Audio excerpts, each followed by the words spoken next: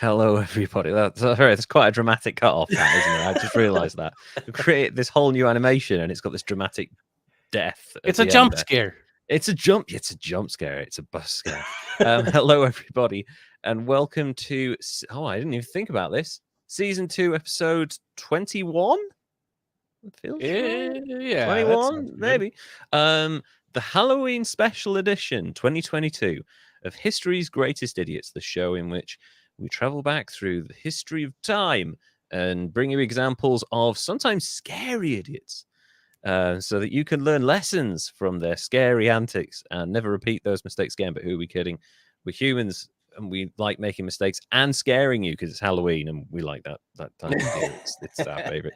Joining me as ever is my amazing co-host, Derek. Derek, how are you doing, my man?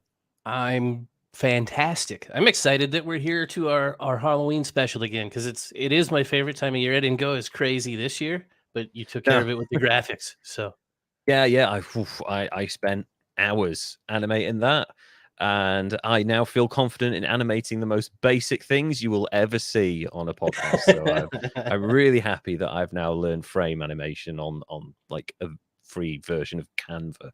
Toastazoid, welcome. It's good to have you here with us.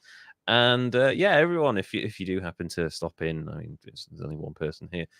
Drop us a message in the chat, and we will do our best to respond. We're going to be amping up the live stream aspect of this in the not too distant future, and hopefully that can be an avenue for us to kind of expand the podcast. We've got another comment from Toastazoid.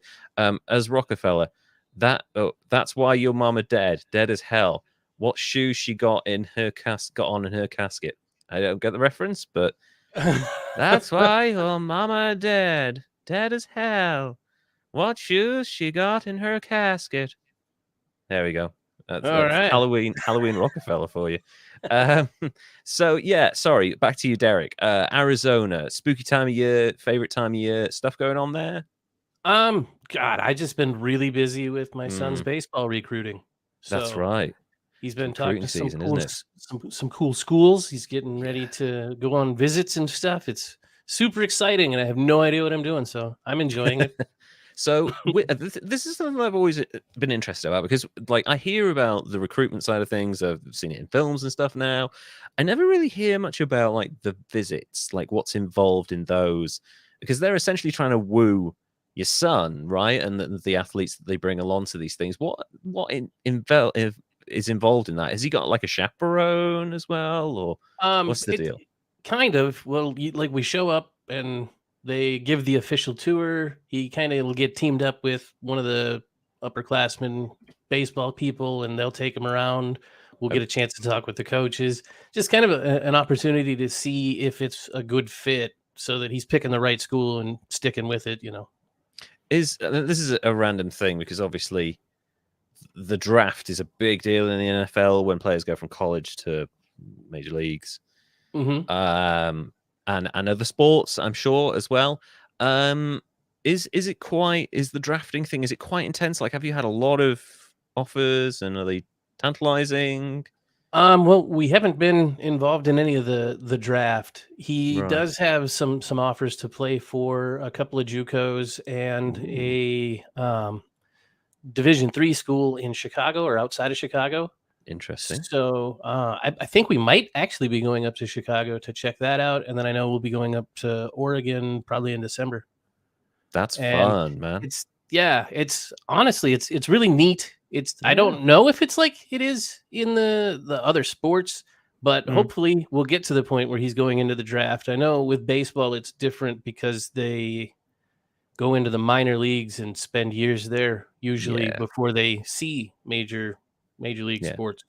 which I quite like that. I like the idea of giving someone some seasoning before you like throw them in at the deep end, because it gives them not just chance to perfect their craft, but also become more rounded people before they have to deal with any potential fame, right? Which you doesn't could happen see to a lot of young athletes. Yeah, you could see just from the people that you've covered. That can be a really bad thing to not. It can be such a bad thing. We look at, I mean, I guess the perfect example is, oh God, what's his name? Guy who bet on baseball.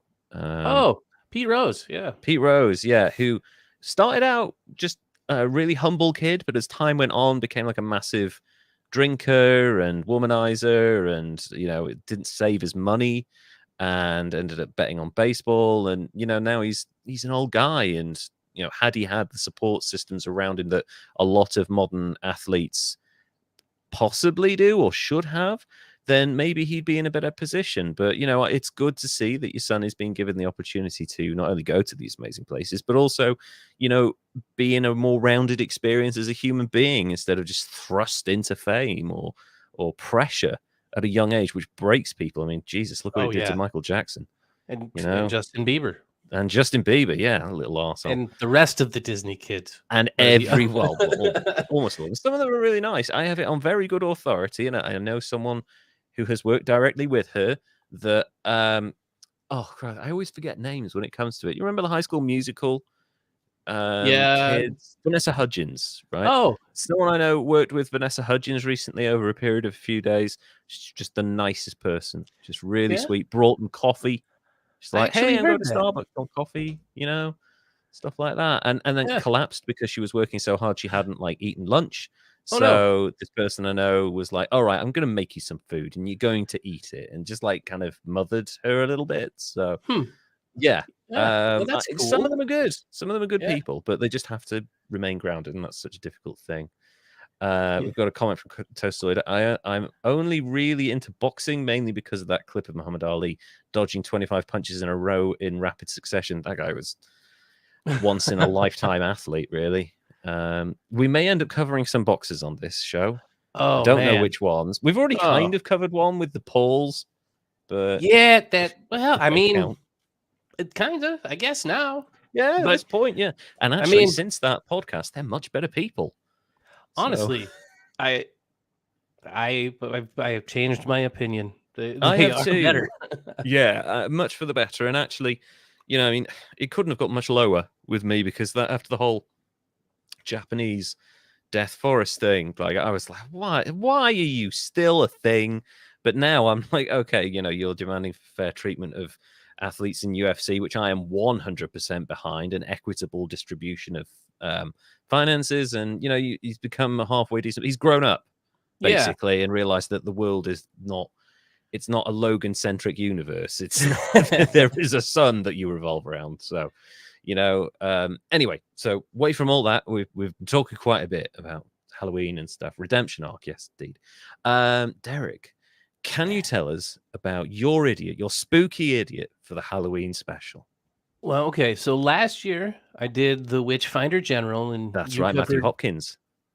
Yes, and you covered the Blood Countess. Elizabeth Bathory. Yes. And I thought this year it might be fun to look at a dude that's committed all kinds of heinous acts that inspired not one or two, but numerous, uncountable books and movies and things of that nature. And for true crime and serial killer junkies, you're going to know who I'm talking about right away. So if you do, just hold that inside. Yeah. Hold it in for the rest of us. Yeah. Push it down deep and don't say anything. Anyway, here we go. So he's born August 27th, 1906 in La Crosse, Wisconsin. Okay. Right from the start, he had a pretty difficult life. Shh. Damn it, Toast. All right.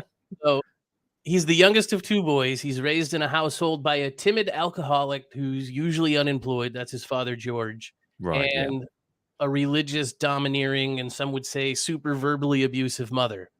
Which has also become kind of a trope in Hollywood films and stuff. Whenever you write a serial killer, there's always a domineering or abusive parent, which isn't always the case with serial killers, but a massively traumatic childhood, usually, part of the process, unfortunately. Absolutely. And let's see, where were we here? Oh yeah, she raised her boys to believe that the world was filled with unspeakable evils, and that drinking and immorality were the instruments of the devil, and all women, except for her, of course, were vessels of sin. And every afternoon she'd sit them down and she'd read to them from the Bible. And that sounds good.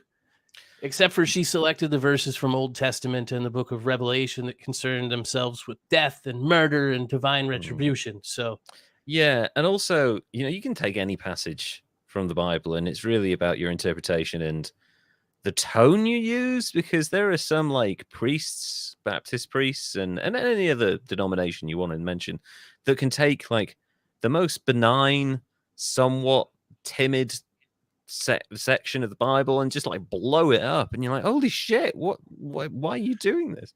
So yeah, right. it's about interpretation of these thousands of years old, especially the Old Testament. We're talking, 4,000 years old. Right. So a long, You long time ago. you can get some gnarly stuff in there, like Shit, instructions yeah. for owning a slave. Yeah, exactly. Like that's not a normal thing, but that's not talked about a lot anyway. So she's reading to him from these scary books of the Bible, and you could see how that might cause some issues with development, but it's the early 1900s, so it's normal, I guess. Yeah, sadly. And unfortunately, his mother hated the alcoholic husband of hers because he couldn't keep a job, and he didn't really even stand up to her. She kind of bullied him too. And Wow. when the grocery store that he was attempting to start and run failed, she used that chance to protect her family from the evil that lurked around every corner there in La Crosse, Wisconsin. Sorry, just whenever you say like the evils of La Crosse, Wisconsin, it's called La Crosse.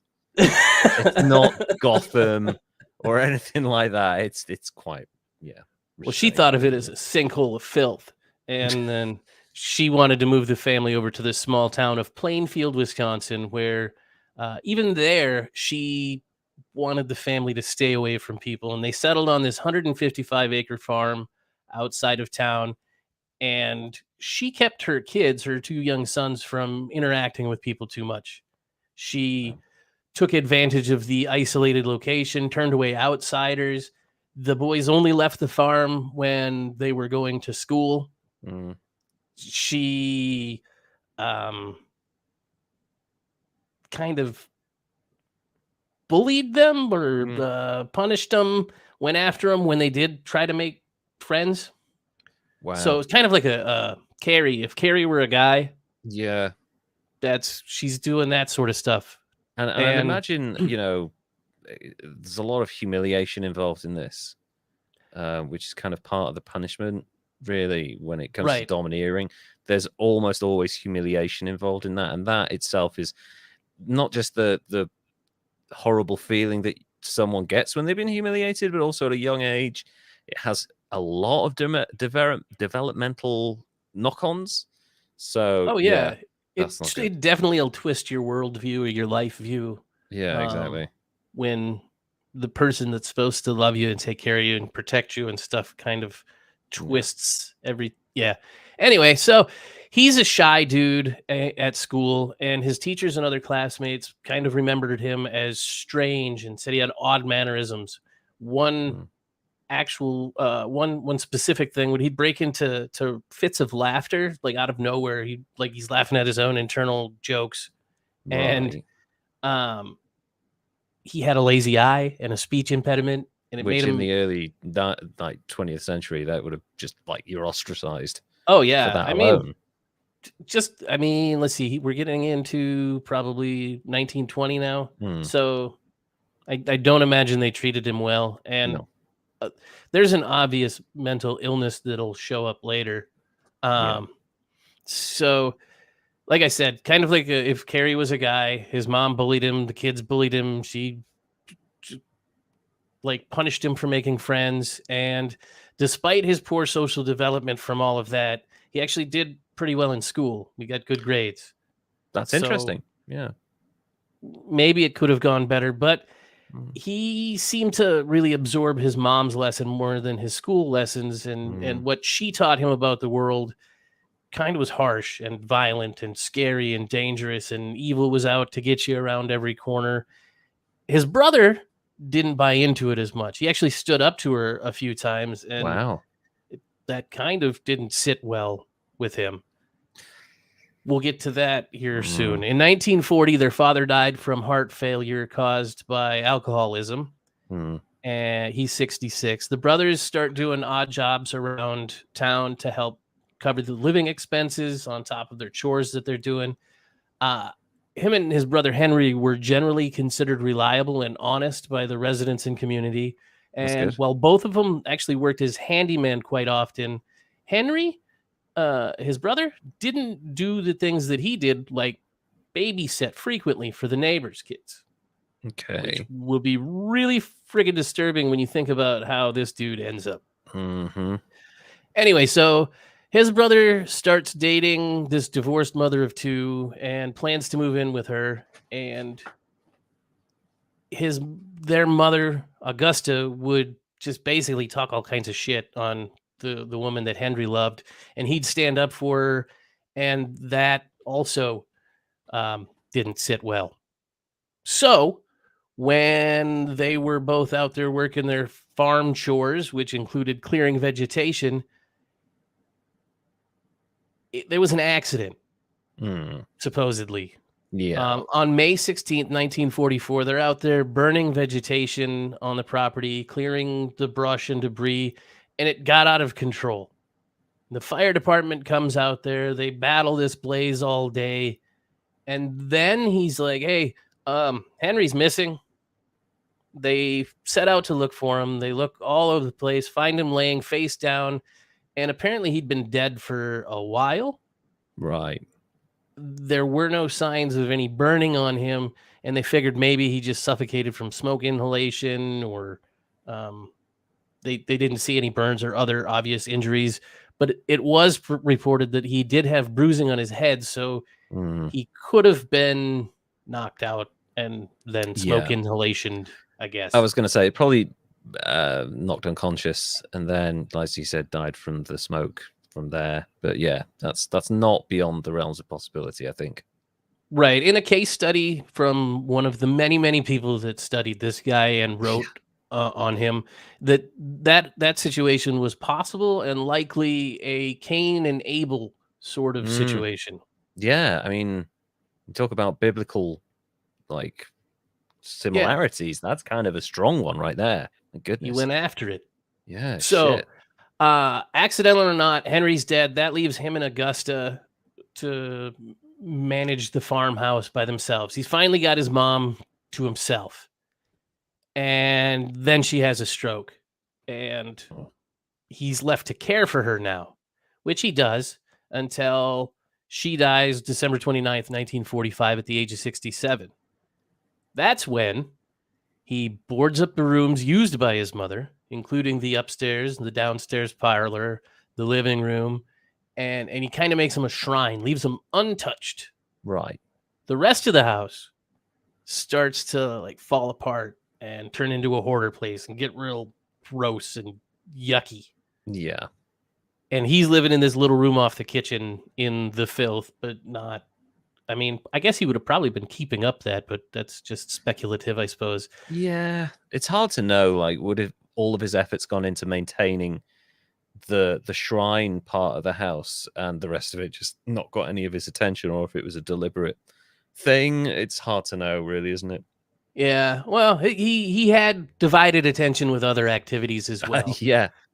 He's completely devastated by the loss of his mother, and that is right around the same time he starts reading these pulp magazines and gets really interested in cannibalism and Nazi atrocities. Ooh. And so there he is, living on this farm alone, way out of town, sinking in an obsession with Nazis and cannibalism, and he's spending his days learning about medical experiments and the human anatomy. Allegedly, he's consuming a lot of porn, but he's not dating any real-life women that anybody knows of. And he's reading early horror novels. I don't know what those look like in the 1940s. I guess you would have been talking about maybe Mary Shelley, Dracula, Frankenstein, stuff like that. Yeah, I have a shrine to Keanu Reeves in my house, toasted solid. Me too. It's a solid guy to have a shrine of. Yeah, unproblematic. Definitely not like like to kill anyone. Yes. Yeah. He's he is going to give a homeless guy some food. That's all Keanu Reeves is going to do. Exactly. So, yeah. He's not going to do what this guy did, which was indulge his sick fantasies and get away with it for a while. So I know everybody by now knows that I'm talking about Ed Gein, also known as the Butcher of Plainfield or the Plainfield Ghoul.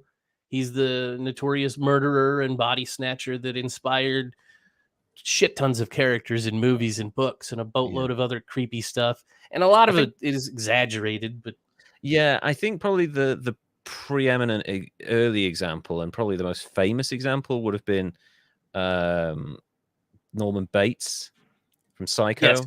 Yep. Certainly early on, the elements of Ed Gein's life that kind of influenced the character of Norman Bates were huge. And that film came out, I mean, obviously the book was written first slightly.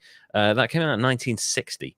Right. So not that long after this took place. Like, see, yeah, here we go. We'll get to this. Leatherface was another one as well. The Tooth Fairy from Thomas Harris's series of books on Hannibal Lecter. The Tooth Fairy that is used in Buffalo Bill from Silence of the Lambs. Bill, sorry, but actually both of them, because the Tooth Fairy had an abusive mother that made him a psychopath, and then Buffalo Bill puts the lotion on its skin. And then danced around. I want to fuck me. You want to fuck me. It's so creepy, that voice. Oh my god. Every time I see him playing a cop in some other movie, I'm like, hey, yeah, he killed people. I remember watching Thingy Island with Leonardo DiCaprio. Yeah. Yeah, I know what you're talking about, but directed by Scorsese. And then he meets him halfway through, like they have this confrontation, and they're all very much not at ease. He's like, I know you. I've known you my whole life. It's that guy again. Just hear that voice, and immediately you know who it is. Yep. And see, I think it would be better, or it's not as good to be him as it is to be someone like. Oh, now I lost it. I was going to do the Darth Vader voice. It's good. Good to be James recognizable that way. James Earl Jones, not so much Buffalo Bill. CNN. And, the Lion King and Welcome to SeaWorld and shit like that. You know, that was James Earl Jones has got a really nice, recognizable voice, but for that guy, you're always going to have people coming up to you going, "Wild horses," like, dancing around, pretending to put their things between their legs. God, yeah. Thanks for that. Okay, probably not something Ed Gein did, but we can only speculate. Although maybe. Well, isn't there? I mean, we'll probably get to it in a bit. Yeah. So here we're going to get into the creepy boatload of shit that he did. On the morning of November 16th, 1957, in Plainfield, a hardware store owner, Bernice Warden, disappeared. Nothing was left behind but the bloodstains. And it was like the middle of the day as well, wasn't it? It was around 5 o'clock when her son, the deputy sheriff, came in and found the store empty, the register open, and bloodstains on the floor. When they were doing the investigation, her son Frank told the investigators that the evening before her disappearance, Ed was in the store and that he was supposed to return to get some antifreeze the next day. There was a sales slip for a gallon of antifreeze that was the last receipt that was written by her on the morning she disappeared. Wow. So, I mean... Yeah, last person to see them alive. It's your first inquiry, right? Yeah, well, and they get some more evidence here in a minute. On the evening of the same day, Ed was arrested at the West Plainfield grocery store, and the sheriff's department went to go search his house. Right.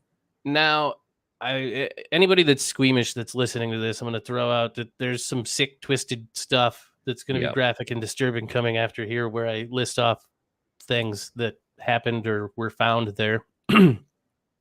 So the police go to Ed's farmhouse, and immediately they're finding themselves walking into like a waking nightmare. There's one deputy goes and discovers Warden's decapitated head in a burlap sack in a shed somewhere on the property. The others found her body hung upside down with by her legs with a crossbar between her ankles and the ropes. They said they described it as dressed out like a deer in the kitchen of the house. Yeah, it is very much like a trophy. at that point. Exactly. A further search of the house revealed, I'm going to list a whole bunch of cool stuff now. Whole human bones and fragments, a waste basket made of human skin covered upholstery chairs, skulls used on the bedpost, just kind of stuck on there.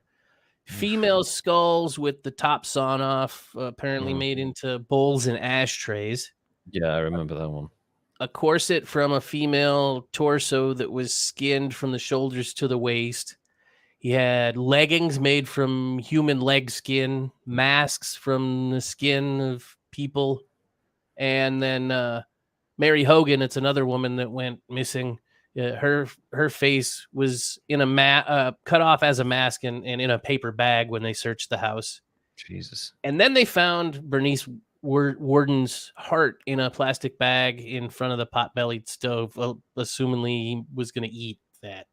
Yeah, I think that's a fair assumption to make. They found 9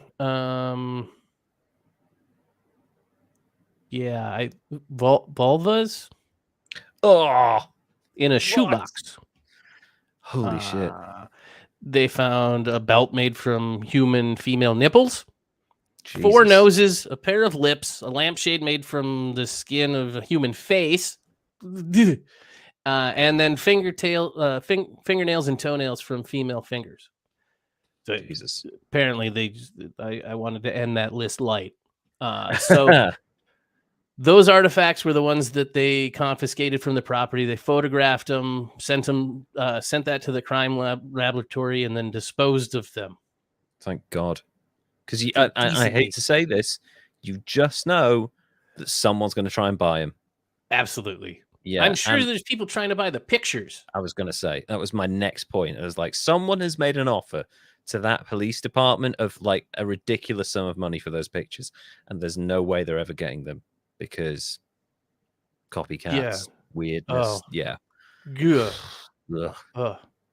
Yeah. So Ed collected most of that stuff from local graveyards. He said he started to go to the graveyards 2 years after his mother's death, and he would exhume bodies kind of in a daze that he thought resembled his mother. He also explained that he wanted to create a woman suit so he could become his mother and crawl into her skin. Yeah, wow. Yeah, but he stopped short of saying that or admitting to have sex with any of them because, according to him, they smelled too bad. Right, but not so bad that you turn them into a fucking lampshade, mate. You know? Yeah, or a suit. He wanted to crawl it into a suit. Yeah, I'd love to. First of all, I'd love to know, like, because clearly at some point in his life he's been trained in the methods of hunting. Right, because he skinned these people, and I'd imagine that there's an element of maybe hunting that's gone into that. But sorry, drip is a term for more fancy clothes. Oh God, no, not drip. Ed Gein is not drip. Jesus Christ. Yeah, I just also that's a whole messed up take on the phrase. Who are you wearing? Oh, that's good. Can you imagine a premiere? This like 5'5" guy just comes strolling along. Who are you wearing, Ian? Who are you wearing, Ed? I don't remember. I dug it up 2 weeks ago. Ed Gein, this is something I wanted to point out as well. Ed Gein, and it's such a weird thing. We have this image in our head of evil, right? Of someone who is evil, of a serial killer, whatever it may be. And it's actually something that was pointed out first at the Nuremberg trials, was that evil is actually people who are considered evil. And I have a funny relationship with that term because I think it minimizes the actual crimes they do, and it like lessens the potential for it to happen again in people's minds from other people. So like you say, it's evil, therefore humans can't do that, right? But invariably it happens again because shit happens. Right. But the Nuremberg trials, they found a lot of these Nazis were just bureaucrats who were just like sort of pushing paper and doing a job, and they just saw it as like, oh, it's just like a tax form, only it's, the death of hundreds of thousands of Jewish people. But like with Ed Gein, like you say, very plain, very quiet, and like physically quite small as well. Like he's not the kind of guy that you would be intimidated by if you met them in real life.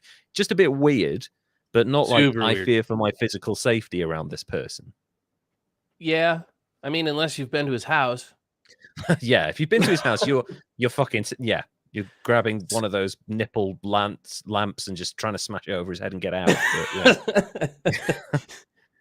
So, yeah, all of that happens, and then on November 21st, 1957, he's arraigned on one count of first-degree murder, where he pled not guilty by reason of insanity, and he was diagnosed with schizophrenia and found mentally incompetent to stand trial. Mm-hmm. So he went to the Central State Hospital for the Criminally Insane, which sounds like something out of a comic book, but yeah. Later he's there you go, Batman villain. Yeah, he is. So later he's transferred to the state hospital in Madison, and 10 years later, they deemed him fit to stand trial. Right. And he's convicted of Bernice Worden, but just her, because they figured it'd be a waste of time and money to try him for the murder of Mary Hogan or any of the other stuff, because their argument is that he's obviously insane and he's going to spend the rest of his life in hospitals and institutions no matter what. So just sort of get it over with. But I do feel like that those families could do with an element of closure in an official capacity. I don't know if there's a way of doing that without a trial, but whether the coroner can just record a verdict of killed by Ed Gein, let's not bother going to trial or something. But like, I mean, you'd want that closure, right? Was 67 by then? Yeah. I mean, I don't know. They weren't real big on trying to get closure and stuff then. I don't think they were thinking too much about feels. Yeah, and actually, we're only a couple of years away from the Manson family, so there's shit brewing in another part of the country at this point. So, yeah, just a little further west. Yeah. So he's convicted, put into a mental institution where he lives until his death in 1984 at the age of 77. Oh. The whole time he only ever admitted to murdering Worden and Hogan. The other 40 or so bodies he said that he got from robbing graves, because that's better. I don't buy it. I mean, maybe he got a few from robbing graves, but and also like, it's difficult to go into someone's mind. You know, why wouldn't you just admit to it all at this point? But like, he's clearly killed more than 2 people at this point. The ease with which, also, I mean, he left a lot of clues behind, but the ease with which he was able to kill someone, even if he is a psychopath, there's definitely practice gone into that, I think. To do it in broad daylight and almost get away with it, it's definitely brazenness to it. I think that if he hadn't had more severe mental health issues, he probably would have tried better to get away with it. I don't think that he cared. I think he was just doing what he felt like he wanted to do, I guess. Like impulsive murder. Yeah. I'm sure there was all kinds of mutilated animals and all signs and a dead brother leading up to this that would have tipped everybody off. But yeah, exactly. In a strange twist, though, the grave robber, he dies, and people start chipping off pieces of his gravestone, and eventually in 2000 somebody stole it. So now he resides in an unmarked but not unknown grave in between his parents and his brother Henry. Wow. I'm so weird. So you basically have to look for a space between them, essentially, if you want to find it. Why wouldn't you just move? Why would you not move it somewhere where no one's going to try and find it? Why? Like, what kind of asshole gets and buries him with the people that, like, I mean, one of them kept around the house and tried to wear or whatever, and one he murdered. Yeah. I don't know, but I've got a whole list of stuff that he inspired if you want to go through that. Yeah, go for it. Hit me with it, yeah. So, in music, since the 1950s, his story and characters have been exploited by all kinds of shock rock, including Slayer in the Dead Skin Mask that came out in 1990. Mudvayne had Nothing to Gein. Love Mudvayne. Ziggins had Ed Gein in 1992, and then Blind Melon had Skinned, which was about that, and I had no idea. I thought Blind Melon was just chill. The Slayer song actually featured a young girl pleading with Gein to release her, even though he never actually held any live prisoners. They were usually middle-aged women that he had already killed. Yeah, similar to his mum, essentially, in a lot of ways. Also, I'd heard a rumor, and I don't know how true this is, because who knows what the fuck was going on with the Beatles at the time? They were probably high on acid. But Maxwell's Silver Hammer was at least partially inspired by Ed Gein's like murder in the hardware store. That would make sense. I hadn't actually heard that one too much, and I just went off the list I was given. Yeah, oh, sure. I mean, yeah. I might be wrong. I think that might have just been an internet rumor I heard, because I mean, they still Paul McCartney still says that Lucy in the Sky with Diamonds is about the Lucy drawing a picture of the sky and diamonds. No, it's not LSD. Swear to God. So yeah, I mean, who knows? But I'd heard that was an element that went into it. Bang, bang, Maxwell's silver hammer came down upon her head. Do, do, do, do, do. It's creepy as fuck. Yeah, it's really disturbing. They did violent songs. And films, I'd imagine, with Ed Gein. There's probably a lot more of those. Books and films, and the Bradley Mark Stewart he's the bassist for Marilyn Manson, known by his stage name of Gidget Gein. There's also a band named Ed Gein, and obviously the 59 novel Psycho, the 60 movie Psycho, 1974 Deranged came out in 2000 sometime, In the Light of the Moon, and there was Ed Gein, The Butcher of Plainsfield in 2007, Ed Gein the Musical in 2010. Holy shit! Why the hell not? Yeah, why not? You know, I mean, the Book of Mormon, Ed Gein the Musical. It's a double feature. Yeah, really cool double feature. But then, yeah, obviously Rob Zombie's House of a Thousand Corpses and its sequels, Leatherface from Texas Chainsaw Massacre, Buffalo Bill. I guess Fairy, even Hannibal Lecter, the whole eating people shit. Yeah, you know. And then I guess Dr. Oliver Thredson in the new American Horror Story Asylum series is based on him. Right. And most recently, he's featured on an episode of Netflix Dahmer, the Jeffrey Dahmer story. Yeah, it's a possible inspiration, but there's no connection between Dahmer and Gein, but he could have inspired him to eat people, but maybe he just wanted to. I think. I don't know. But that's what I got on him. He's nuts. Yeah, basically. And actually also a really important, disturbingly important turning point in American popular culture and world culture, really, because I mean, we'd had it in this country. I mean, Jack the Ripper was a huge sensation at the time, and in fact, so much so that some of the letters that were supposedly written by him were probably just written by a weird fan who wanted to get in on that shit.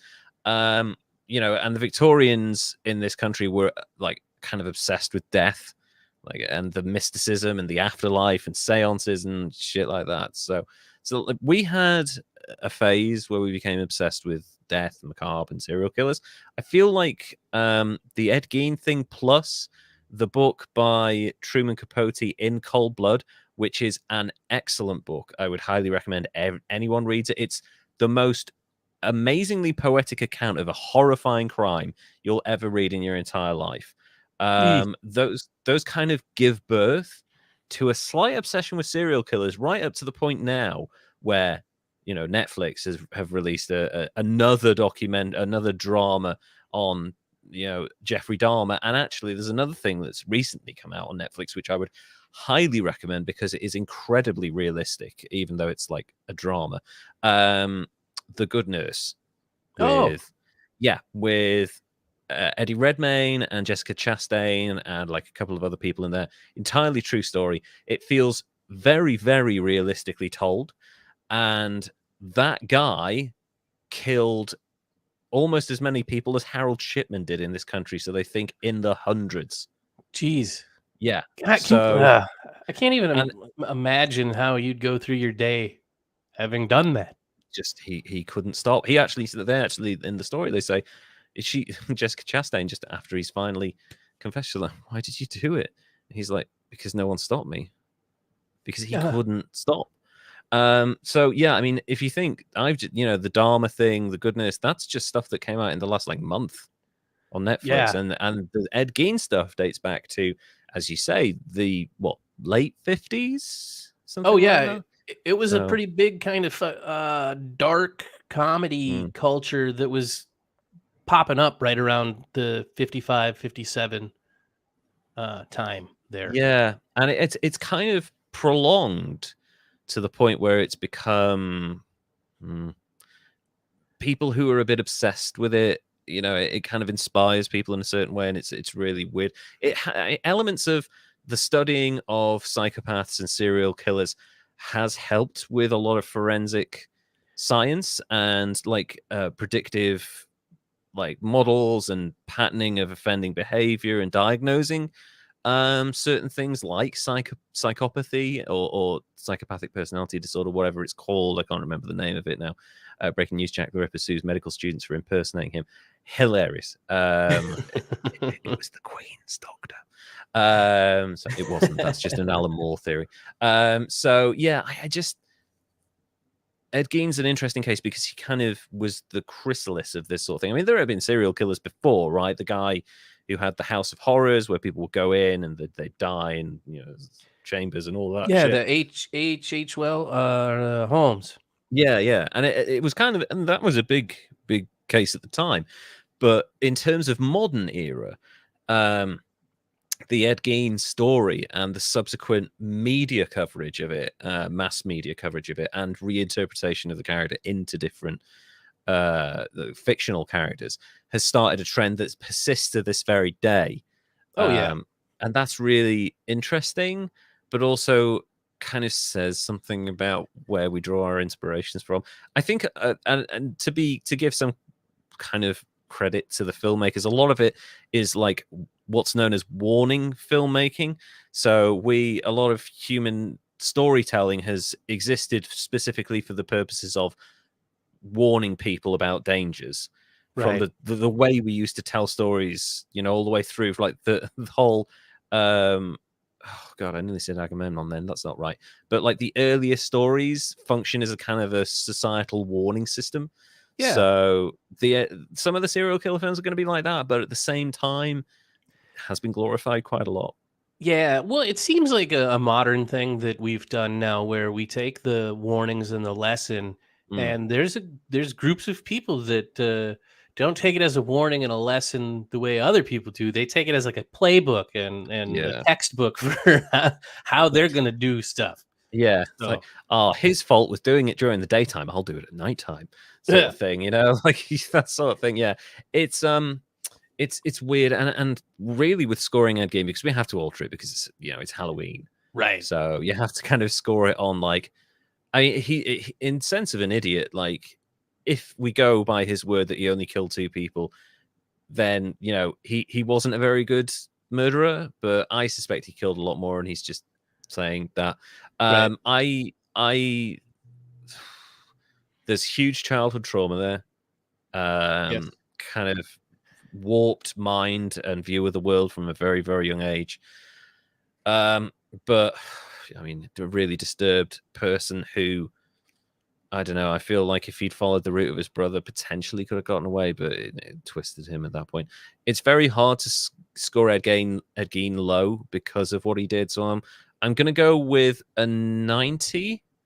But I probably would have gone higher had, ironically, had he kind of persisted in like the murder for years and years and years and stuff. Like, but it's very hard to say because he was so disturbed, and I think there's probably a lot of murderers in that part of America at that time that probably did get away with it. There are probably people that went missing all the time, and there must have been a lot of Ed Geins out there because the missing people reports, there's no real way of tracing those people. So I think that there's a lot of mass murderers out there, and there are certainly a lot worse than Ed Gein. But for giving birth to this culture of like being obsessed with mass murderers, people? Serial killers, yeah, I think that's a 90. I may rate that higher, but also like he seems to have been acting on impulse as a psychopath. as opposed to someone who was like making active decisions to, I'm bored, fuck it, I'll go out and kill, you know? Right. So yeah, Yeah. I just, yeah.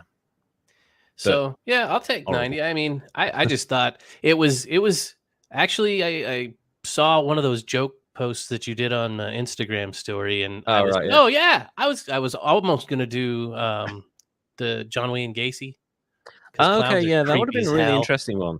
That's a Yeah, but whole other story. John Wayne yeah, Gacy, because he, unlike Ed Gein, who was a hermit essentially, John Wayne Gacy wove himself into the upper echelons of society.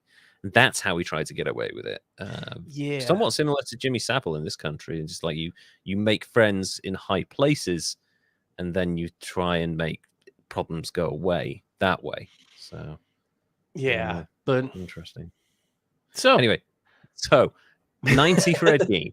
I'm happy to score that. I think my idiot, or it's kind of more of a collection of idiots at this point. Gacy is just a serial killer, Peter Griffin. Fair point. Yeah, I'll go with that. I like that. Nice one, Toasterzoid.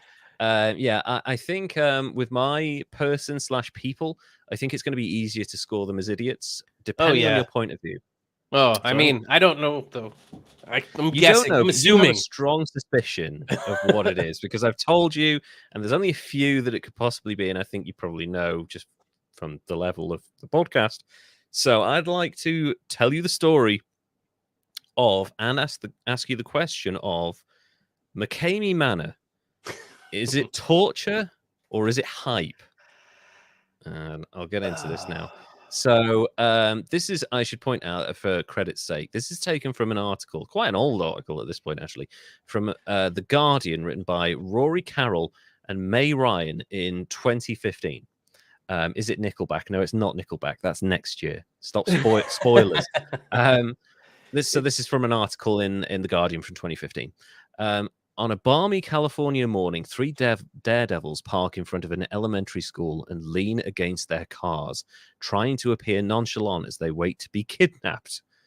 They're the guests of McKamey Manor, an interactive, extreme haunt that has a cult-like devotion online. The kidnappers are up the road in the manor, and a grand name for a San Diego suburban house smelling of dog pee. They're busy applying finishing touches to their outfits. Andrew Sweeney, 6'5" and with a beard thick as a shoe brush, good old shoe brush beards. Yeah, you gotta love them. Plus, puts on a tattered shirt splattered with red and a fabric bag with eye holes over his head. He looks Okay. like a demonic lumberjack. I mean, in fairness to lumberjacks, wait to be kidnapped. Yeah, you wait, Toasted. Most lumberjacks look demonic at the end of the day. I feel like they're covered in wood chip and they're fucking sweating, and you know that's a scary sight. Walking towards you Yeah. with an axe or a chainsaw. Yeah, And if they're wearing a bag on their head, yeah, it's even more so. worse. That's when you run. When the bag appears, that's the point. Oh, it's just a lumberjack. You know, just worked a hard day. When the bag comes down, you're like, fuck it, run. Yeah. Because they can't chase you if they're carrying a chainsaw, no matter what horror films are telling you. No one's chasing you with a chainsaw. Just Fucking take waste of special time. care not to trip. Yes, exactly. I'm And talking the drag ones it and just carrying hit the a shoulder. Or chainsaws. Don't trip when you're running with those after the people you're yeah, chasing. fuck no. So back to the comments. I'm not going to die, he says from inside the hood. I go hard on the big guys. I've got 3 kids, a lady, and 6 dogs. A lot going on in my life. This is a great de-stressor.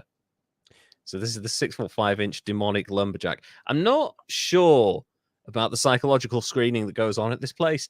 I'm, you know, when you've got someone saying, I'm going to make strangers feel my pain, that might not be a great thing for your job, really. Yeah, it's so twisted that it's like, Yeah. you kind of wonder, like, is this dude a serial killer that just is he dextering it? But like what is that when you Dextering. try to choke yourself out while you're if you try to take it to the edge there? Yeah. He's like, I will do it safely, but at the same time, it's still fulfilling the need I have for violence. His tools today include plastic restraints, a rope, and a robust-looking airtight plastic bag, which fits snugly over an adult human head. Oh, Trigger warning. yeah, sorry, trigger warning. This is going to get fucked up. Really Ugh. fucked up. Some people can run with chainsaws, but don't run while it's on. Good point. I still wouldn't recommend running with any heavy garden implements because accidents happen. And also they're expensive. Fuck it. You drop that, you're going to pay for it. Ryan Lawrence also sports a beard. Not sure why beards are so important to these journalists. That's so much, but It's yeah. 2015. They weren't as popular. They were new. Oh, he's got a beard. He must be edgy. He's got a tattoo sleeve. Oh my god, he's like right out there. Plus a nose ring and tattoos. There we go. An assortment of webs, skulls, and a horned devil. This is unnecessary information from this report. He has his face painted kabuki white. That's very cultural. With coal black rings around his eyes. It's beginning to sound like a bit of a minstrel show, to be honest. A reverse minstrel show. Maybe. Yeah. I'm the enforcer. He smiles. I'm here to make sure no one makes it out. I get carried away. I don't really have a line. There is a line, Ryan. It's called prison. That's the fucking line.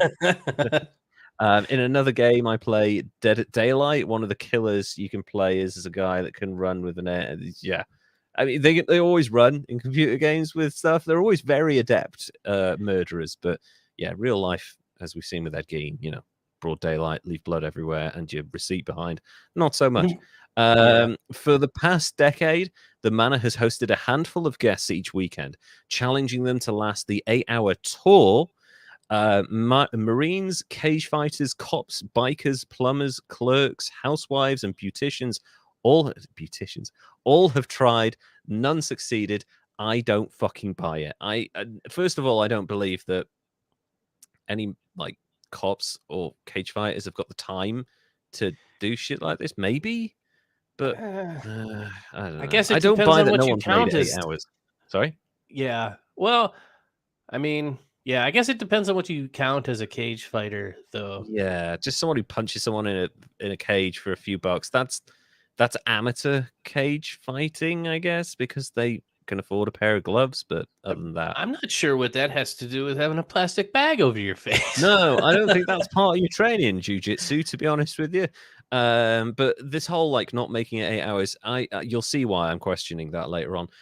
You can watch them on YouTube, whimpering and trembling, begging for mercy for it to stop. This only fuels a clamor to get in. There is apparently a waiting list of 27,000 people. I also don't buy that. I think what they've taken is their mailing list. I think they've just taken the numbers of people that are on their mailing list, because if you're told that there's 26,999 people ahead of you in a queue, you're not joining that fucking queue. Oh, yeah, it's I'm never unless it's the Queen's funeral. Yeah. The half dozen kidnappers are volunteer actors who originally came here as guests and now return to pass on that suffering, lovely, with glee to others. A writer on The Truth About McKamey Manor, one of the several Facebook groups which monitor and criticize the haunt, accuse it of reckless endangerment, people, but not properly training them. In their defense, how much training do you need to scream at someone for 8 hours? Well, I think with what they do there's training that would have been involved in their time in the CIA and at Guantanamo Bay. I would imagine so. Yeah. they've been trained on what's the word? Something interrogation technique. Enhanced interrogation. Enhanced. Yeah. That's it. Yes. It's not torture. It's enhanced interrogation. The possible consequences, such as dry drowning or possible damage to lungs, were never explained. If actors weren't aware of these consequences and possible life-threatening situations, it's fair to say that they had no idea what they were doing. The actors were never told what to do in certain situations. For example, how to properly approach someone who's having a panic attack or loses consciousness, one wrote. Today, Lawrence is especially motivated because one of his victims, they're actually calling them victims, is a 44-year-old woman named Christina Buster, who, for reasons best known to herself, spent the past year taunting Lawrence and his colleagues on Facebook and branding them as inept and feeble abusers. Why the fuck would you go to this house after saying shit like that on Facebook? So you get the full effect. Yeah, he's like, oh, you're You're not such sure. pussies. Yeah, you're not sure how bad they're gonna make it now. Yeah, exactly. Yeah. I think you kind of amped it up a little bit. I'm not going to. What's it? No, sorry. He says, I'm going to tear that girl apart, says Lawrence, indignant. I'll drag her by her bald head. No one is leaving with eyebrows today. That's a weird statement. But also, how do you drag someone by their bald head? Surely your hands slip off. It's like you palm it like a basketball. I guess if you've got big enough hands, you do the Andre the Giant thing, don't you? Just you palm have that to. shit. I mean, I guess you get two hands in two there. would do it, but like dragging, like bad hard. feedback. I don't know. I'm getting into the depths of like just grab him by the collar. It's much easier. Yeah. Modern audiences demand extremes. Torture porn franchises such as Saw and Hostel have now migrated to the mainstream. I think mainstream horror, but I don't think mainstream. Like my 90-year-old grandmother is not settling down at night to watch Saw 3. Like that is just not happening. Like when you can say that like your grandparents are aware of something or your parents are really aware of something. Like my mother now knows who Billie Eilish is. She's like, that Billie Eilish is really talented for a young girl. Mainstream. That's mainstream, right? My mother, who has the slowest internet known to mankind, knows who Billie Eilish is, right? So, there's your mainstream. Whereas have you seen the recent Hostel film, Mum? I think you should watch it after we watch Downton Abbey, the sequel. Like that's... Yeah. I don't think I'm going to be doing that anytime soon. Maybe he took the bald skin with fingernail. Ooh, that's gross. Sorry. So less well known is this boom in extreme haunts, in which people sign liability waivers and pay more than $40 at a time to stumble through dark dungeon-like places where actors grab and manhandle them to amplify the frights. The pioneer Blackout has staged slick events in New York, Chicago, Los Angeles, and San Francisco. If things get too disturbing, punters yell out a contractually stipulated safe word to exit the fantasy. Mine would be, I want to go on a balloon ride. That would be my safe word. No, it would be a sequence of words. I want to go on a balloon ride. Well, yeah. God, it's funny. I actually worked in a touch haunted house in my younger days. You've had so many amazing jobs. Oh, dude, it was the most fun. I bet it was. For real. Yeah. And this is back when my only mode of transportation was my Harley, and I'd go in and I'd get made up as this dead coach in the locker room. Wow. And then I'd ride home, just death and blood all over me. How the hell were you not pulled over? Holy I don't know. Shit. Yeah, like 3 a.m. every day, Thursday through Sunday. That's so dead amazing. Guy riding down the highway. We don't really have. I mean, we do have them now, but when I was younger, we didn't really have anything like that in this country. The closest we got was the London Dungeon, which had like interactive elements. And I went there with my parents, and my mother was reading a sign that said, "So-and-so Jack, murderer of London," blah, blah, blah, blah, and all this. And this fucking figure comes out of the shadows and goes, "My name's actually this, Jack," and like corrects her, and then fucks back off into the shadows. And we were all terrified. And then, like, literally 30 seconds later, there's people behind us, and he goes, "Rah!" So we were scared from the jump scare, but he corrected her, which I'm sure annoyed my mother endlessly. But yeah, that was quite funny. McKamey Manor, in contrast to Blackout, does not make money. It operates as a non-profit. I don't buy it. Taking just a handful of visitors each weekend and accepting payment only in dog food. Which is probably why it smells like dog piss. It's probably why they've got shitloads of dogs there. It's also unique in not having a safe word, says John Schnitzer, who is making a documentary about extreme haunts. This manor gave me actual nightmares. It's the only one where you don't decide when to quit. That's fucking scary. Yeah, that's horrible. That's really bad. Toasted Zoid's safe word is chapter 1, call me Ishmael. I like that. That's a Moby Dick reference. We like that. So the manor gave me actual nightmares. It's the only one where you don't decide when you quit. That can be an issue when you're being bound, masked, and held underwater, slapped, stomped on, and compelled to eat your own vomit.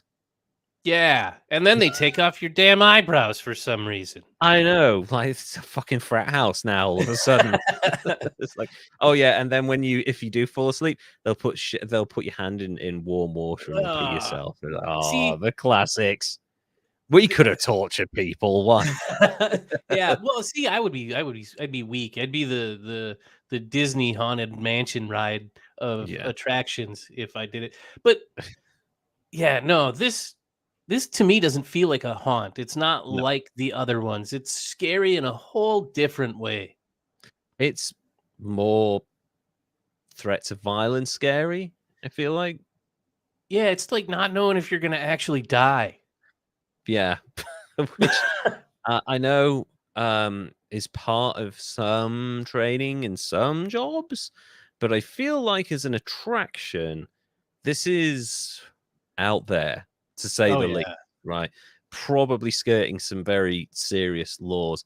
Um, the Svengali, this is where it gets slightly interesting, is Russ McKamey, a hale, hearty showman who moonlights as a wedding singer.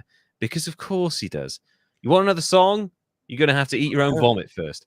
Um, flashes toothy smiles and uses words like rascal and critter. When I first interviewed McKamey in his office, a cramped room cluttered with horror memorabilia, he is in marketing mode.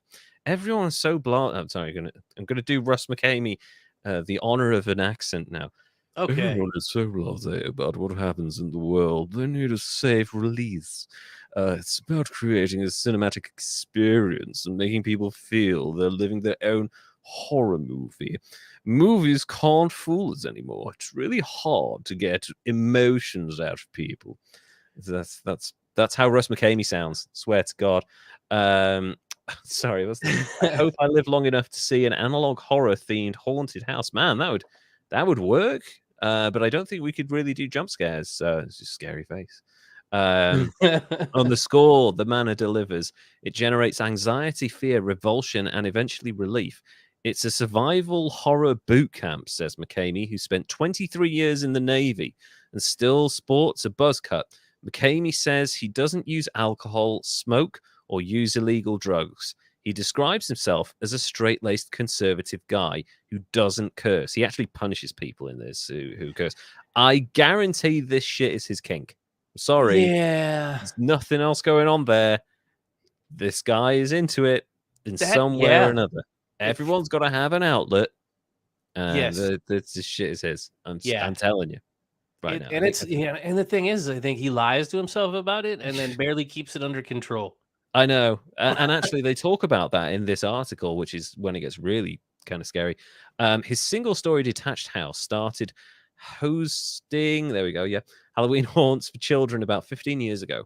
Gradually, they became rougher for adults only, with the host filming and posting the results online.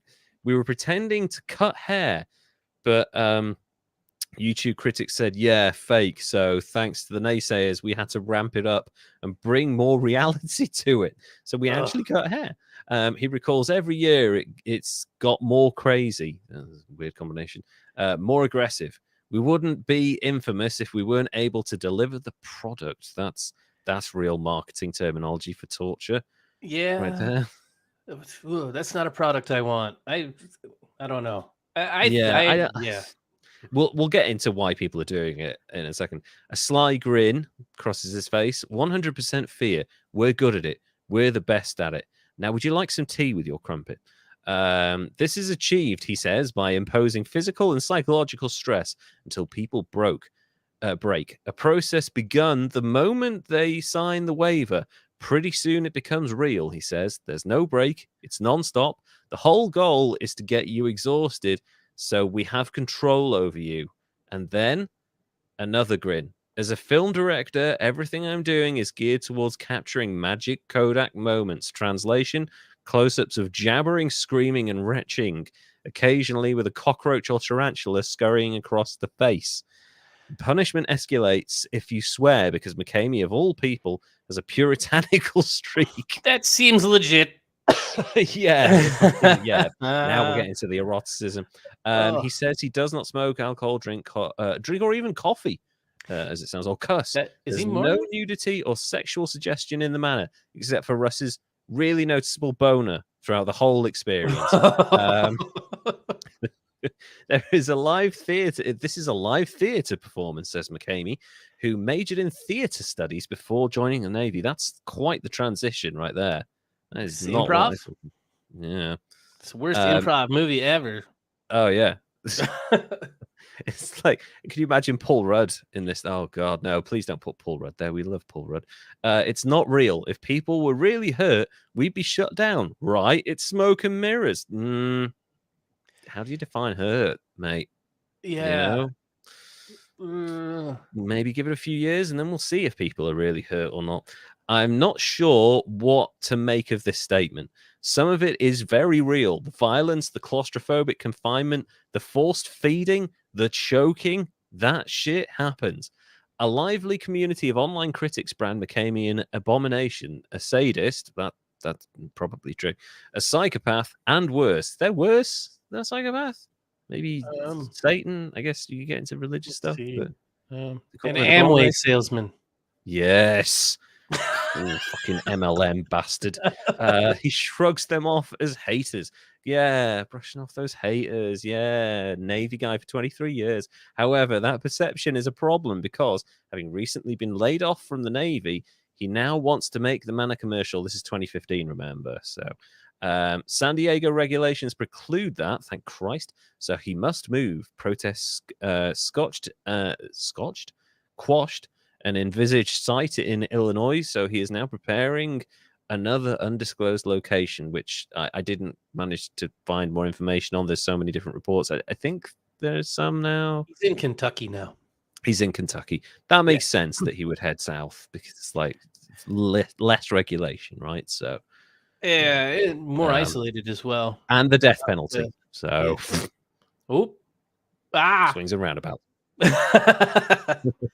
Sorry, I was trying to do that. Today is the last hurrah of the San Diego house, so a special farewell haunt is planned. A day earlier, McKamey tried to cajole excuse me, 2 local women to participate. That sounds disturbing. Yeah. Lindsay Bowley, a 36-year-old housewife and mother of 3, and Nadia Nagor, 28, a fashion blogger and stylist, had each done it before and were mulling a return visit. Jesus. Don't forget the chicken. Yeah. We'll I think there's there a chicken involved? Sorry, I can't remember. The rubber chicken? Yeah, that's probably one of the people with a rubber chicken.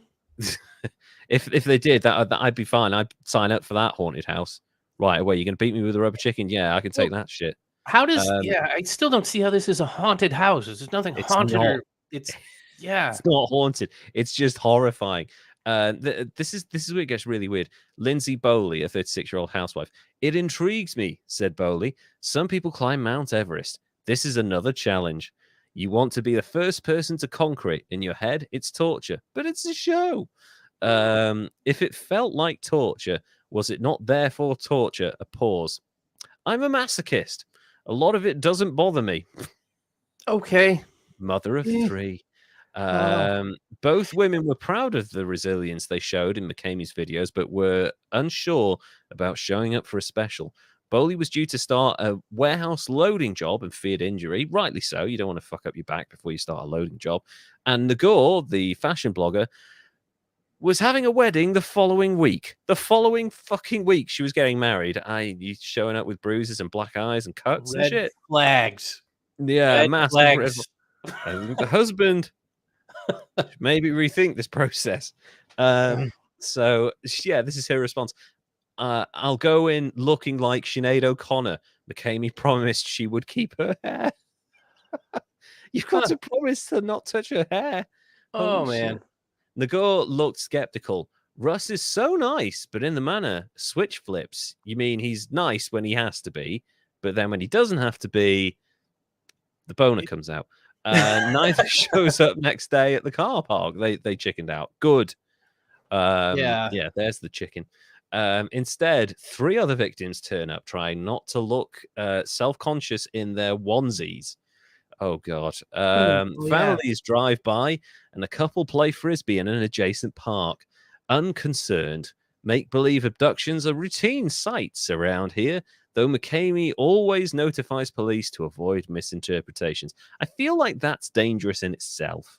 Yeah. Well, Because there's someone so could actually many. get kidnapped there. Exactly. It's so many different margins of error things going on here where you're disguising possible actual kidnappings. Yep. You're There's feeding a dangerous little darkness. you're hiring people who have been previously tortured in your thing and then brought back to exact the same torture on other people. I feel like that's a And whole there's a thing. difference between being scared Mm. and ooh, Yeah. and being psychologically damaged. Like some of that can have lasting effects where Yeah. a jump scare I'm not going to be thinking about in 3 years while I cry in the corner in a fetal position. I know. Like, there are things that stay with people their entire lives that are far less stressful and less like damaging than what is being described here. Yeah. So, and I understand they're paying dog food for it, but like people get into things and they don't realize what they're getting into until many, many years down the line, like you say. So they've got these three people. And the police are, they're fine. Make believe abductions happen all the time. Christina Bustler, pale and thin, wears a frown and a Scooby Doo outfit. Fuck me. A year ago, she took a break from her job as a U.S. government contracted logistical analyst in Kuwait to test her resolve in McKamey Manor. She lasted 5 minutes, turning so hysterical that McKamey yanked her out. Since then, she has begged to return and taunted her would-be tormentors in the process. I sincerely hope this woman didn't get security clearance anymore after this. Oh my god. Could you Like imagine? there's certain things that should be indications that you have no business in certain positions. Yeah, wanting to go back to a torture house is like it's a bit of a red flag. Yeah.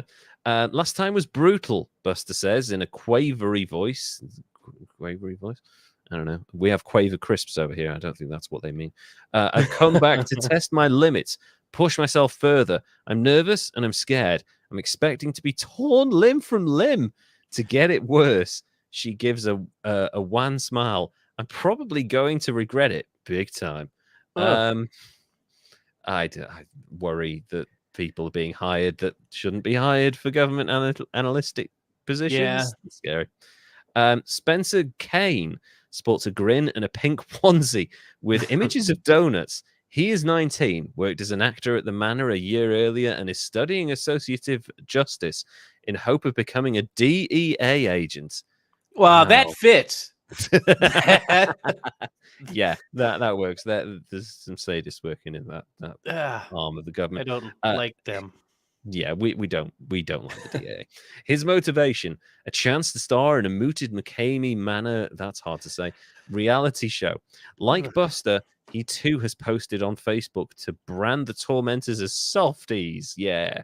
Beth Hipple, a nursing student, finally, someone I'm not concerned about divulging information to foreign governments, wears a beige teddy bear onesie. This weekend is going to be interesting. McKamey Manor, here I come, ready to put myself to the test. That's like the kind of stuff that people say when they go on "The floor is lava" or some shit like that. Yeah, not this. Next level floor is lava over here. Oh yeah, the floor is stabby. There's no time to talk to her because McKamey and a posse of balaclavas swoop, marching the prisoners from the car park to an isolated wooded copse with a pungent smell. That's all the beards. I can partly empathize with the doomed trio. The previous afternoon, my filmmaking and photographer colleague May Ryan and I submitted to a sissy induction, which is like you can go for the real shit or you can go for this, what you're about to experience. McKamey and an accomplice with a zombie-style contact lens taped balaclavas to our heads and ordered us into a rat run, which turned out to be a labyrinth of metal cages, barely big enough for crawling. Whoever escaped first would avoid a terrible punishment, which is probably going to be puke eating. My sequential thoughts over the course of approximately 10 minutes were as follows. The balaclava is hot and smelly, and I can't see anything. That's kind of the point, mate. This is kind of scary and exciting. That's your adrenaline talking. I should be chivalrous and let May win. Take the punishment myself. Fuck chivalry. Get out. It's very hot and cramped, and I'm snagged on something. That's Russ's boner. I'm getting out. Sorry, May. Yeah, fuck May. I can't get out. Fuck this. I can hardly breathe or move. Let me out. This last thought was probably verbalized, so he lost it. McKamey lets us out, and there was no punishment because obviously it was a bluff. Thank Christ. He's not going to damage journalists. He's smart enough to know you don't damage the people that make you famous. The trio committed to the non-sissy version, in contrast, receive no mercy. It all happens very fast. One moment they're standing in the sunshine, the next they're in a gloomy copse, on their knees, hands bound, with masking tape wrapped around their heads. As instructed, they crawl into a pool of fetid water by a storm drain. Why have you come back, Grandma? A tormentor bellows at Buster, shoving her face in the murk. He yanks her out by the hair and plunges her back in. Another works on Beth. Two focus on Kane, smacking and slapping, pulling his hair out in tufts, ramming a soiled rag in his mouth when he gasps for air. His eyes bulge. You gonna cry, Spencer? You gonna cry? That's where I don't even know. At one point, the trio, sodden with black filth, eyes wide, is forced into the mouth of the drain. Two men clamber on top and grab Hipple and Buster's long hair, stretching it taut, while others jab the cowering figures. They resemble a Hieronymus Bosch tableau of the damned. I like that. Their transformation is shocking. All of this happened before they signed the waivers. That's assault. Whoops. Yeah. That's full assault. And error in the logistics there. Yeah. I think that might be a problem, Russ. They are then dragged out one at a time to McKamey, who films as they're read the form out loud. Clause 20. Participants agrees there is no quitting unless a serious physical or psychological injury is present. How are you going to tell if there's a serious psychological thing present? And they're wearing a onesie. It's going to be difficult to spot physical damage if they're all wearing onesies, right? Yeah. Well, do you have medics on site, and do you have a psychiatrist? They're all trained. Clearly, these people are trained. The psychotic lumberjack. Clause 25. Participant fully understands that at many times they will be in a state of panic or anxiety in which they feel that they will drown and they may die. That's clause 25 of the 40-page waiver. All sign, even Buster, who looks half dead. The tormentors whoop in delight and reward the captors with a fresh barrage of slaps. Sweeney, the de-stressing lumberjack, tosses them like dolls into the back of a black pickup, and they are driven to the manor to begin the official tour. No fucking thank you. I'm fighting back at certain points in this process, I think. It begins with the rat run. Unable to see or properly breathe, encased in soaking clothes, they inch through the maze while being hosed, prodded, and screamed at. I quit, whimpers Hipple. Sweeney growls, we tell you when you quit. Move. And it goes. On it goes. The process of breaking their will with blasts of cold water, smacks, and contraptions, which include a medieval gibbet, a water tank, and a chair with buckets and strings for force feeding. When they shove Buster's head, her shrieks can be heard down the street. Help. No one did. Jesus Christ.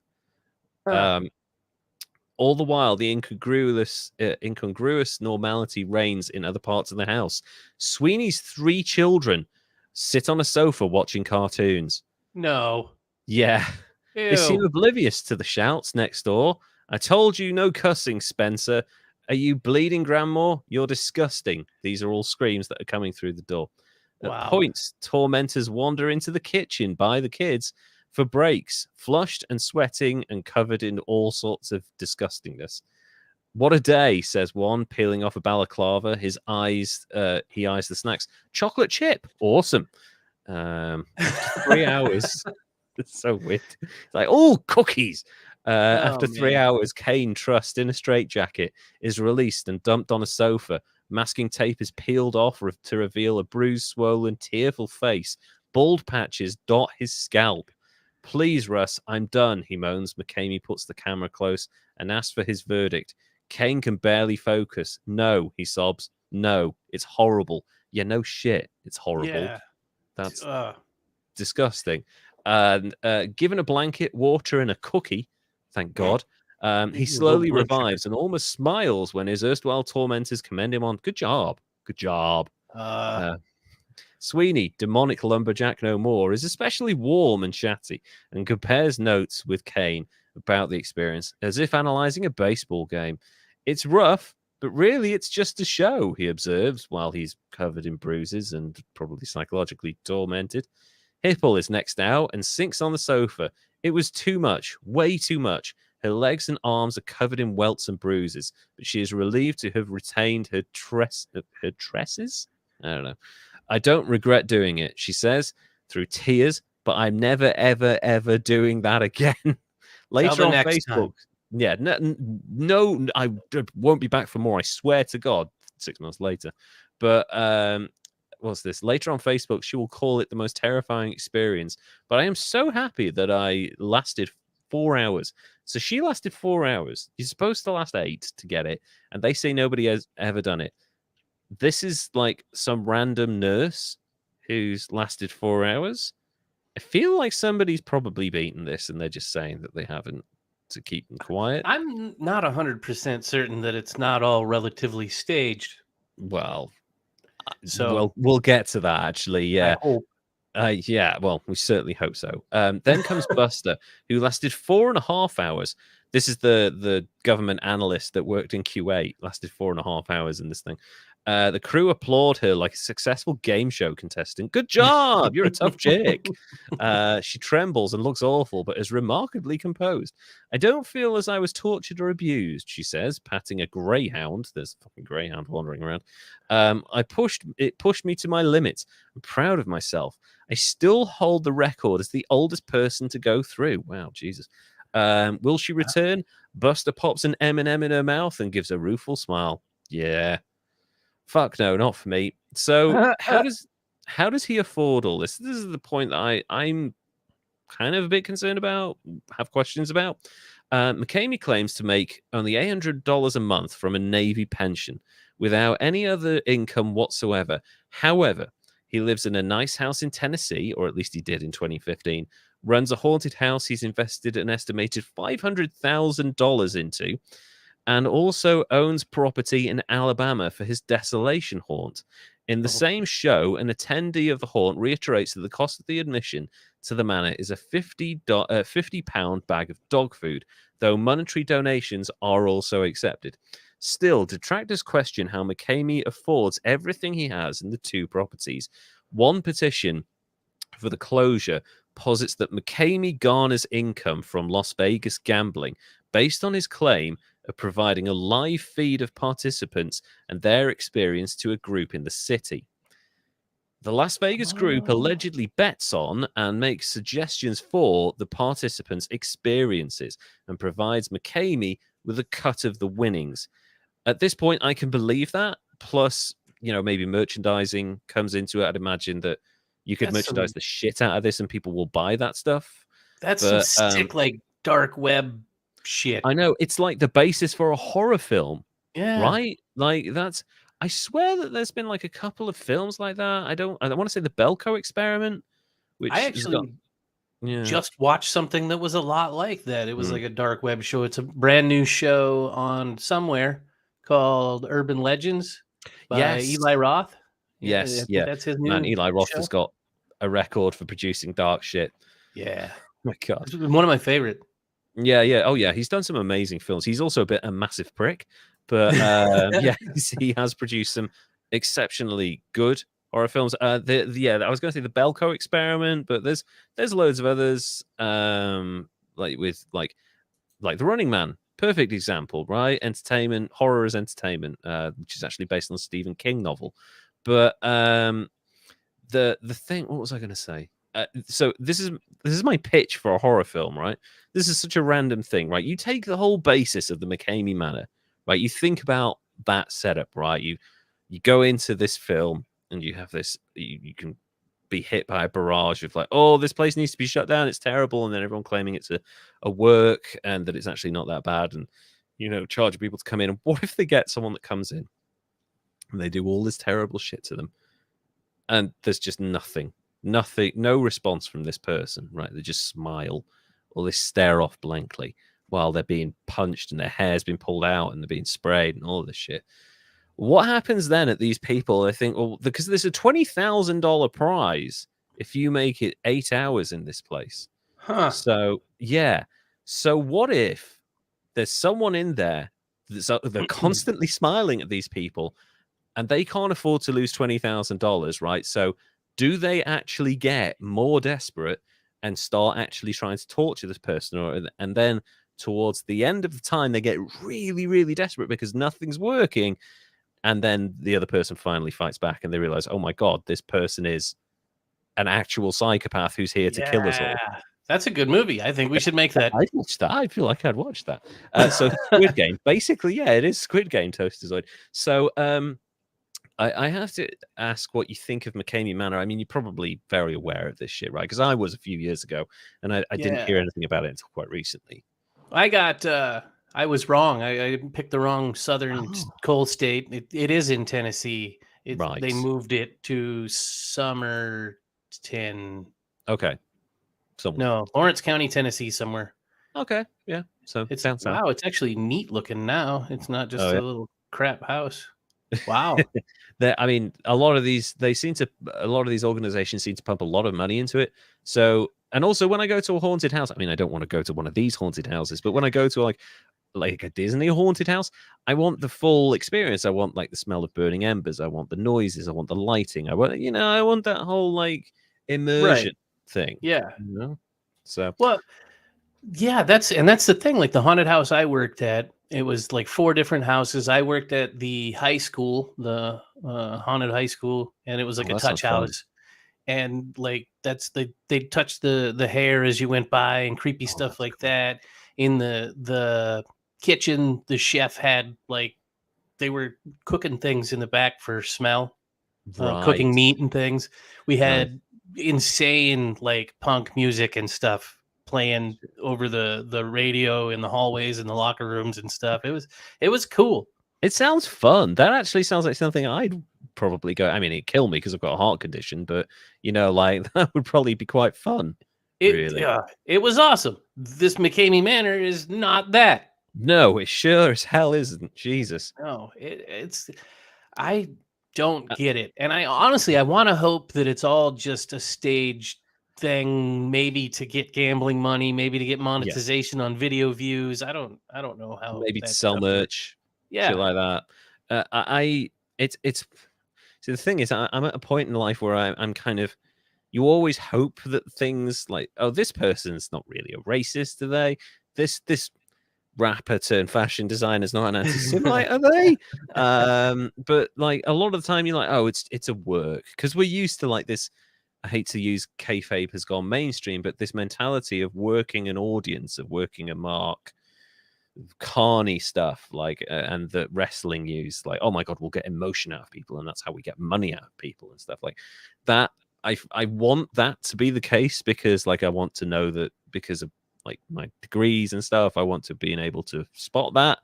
But unfortunately, a lot of time, the reality is the whole Occam's razor thing, that the reality, the simplest answer is the truth. And unfortunately, I don't know, I think it might be quite true. The question is it as bad as it's been made out to? Because like, bruises, welts, shit like that. Like I've been paintballing. I've done some pretty extreme, like fun activities and stuff. You come out of it bruised as fuck. Like you go mountain climbing, you go rock climbing, you like wrestling. I used to wrestle. Like 20 years ago, I was a wrestler. I've had some fucking horrible injuries doing that shit. But it was always fun, and I could never stop smiling. But like, I feel like maybe it's that stage. But what they're describing here, people having their hair pulled out and slapped and shit, I don't know. Yeah, I feel like when you're getting to the slapping and throwing people around and Making even me vomit. screwing around with Duncan heads, like you can Mm. kill people pretty easy. We're fragile. Yeah, we are really fragile. And like, if you're doing like the dunking of heads, it has to be like a baptism, like in out. You know, you cannot hold them under for any length of time. Well, and the second that they breathe in because they Yeah. weren't ready and the water gets into their lungs and you can't get that back out, then Yeah, you're you know, fucked. 2 days later they drowned. Exactly. So that's it's a really concerning thing, and I can understand why now this has moved around as much as it has, and why there are so many groups concerned about it. What do you think in terms of scoring? I mean, I think we have to go with the McKamey Manor, because obviously Russ McKamey is the guy behind it and created it, but there seem to be a number of people involved in this. Yeah. Not just the people that work there, but also potentially people betting on it who are just as It's culpable, really. yeah. So, There's so many different layers mm, and like there's just it's like a depth on this. There's the weird rich people betting on yeah. torture videos Hmm. aspect. There's the weird people signing up to get tortured multiple times. Fuck yes. Um those people are idiots for sure. Like Yeah, 98%. for sure. For sure. um the idea of this, and I think I'm gonna score it higher just because I'm mad that they call it a haunt. Mm, 'Cause there's nothing haunted about it. It's a no, it's just torture horror. porn experience. Yeah, Yeah. basically, yeah. I guess you could call it an experience and I would be less upset, but the whole idea of doing such dangerous, Mm, edgy stuff is just totally idiotic to me. So I am also going to score high, and I'm because they didn't actually kill anybody that we know of. that Maybe we know that's of, the yeah. people that survive all 8 hours don't really get 20 grand. They get disappeared into a mine shaft somewhere. Yeah, I don't for know. sure. Yeah. But yeah, I'm gonna go 89. I'm gonna go right underneath you, just Yeah, go right because underneath Ed Gein. no Because it's death. like a different thing, isn't it? Whereas with Ed Gein, you know, serious horror thing. What we're talking about here is something that crosses so many lines of, and obviously it's one of the reasons it's been successful, but crosses so many lines of like sensible behavior that, you know, ultimately there's a tragedy just waiting to happen here. Oh yeah, And it will be one of those things where you're like, and when it does eventually happen, and I'm certain it will, that at some point they'll be like, oh, how could we have known, or how could we have predicted this? Like, anyone with any sense knows right. that these situations are not controlled and they are very, very dangerous. Yeah. So that's why it gains such a high score for me. And thank you for the 89. But there's something's going to happen. It's just one of those situations where it's something's waiting to go off. If it's real, Yeah, I'm not surprised that something hasn't happened already. yeah, I I know. mean, Well, but do we really know? How could we know? You know, he says that he tells the police that, oh yeah, we're planning on doing this kidnapping and blah blah. It's like, how would we ever know? You and is it know, really that easy to just? I'm gonna call up the cops and be like, "Hey, I'm gonna be abducting people out by the park this weekend. Don't worry about it. It's I guess like planned."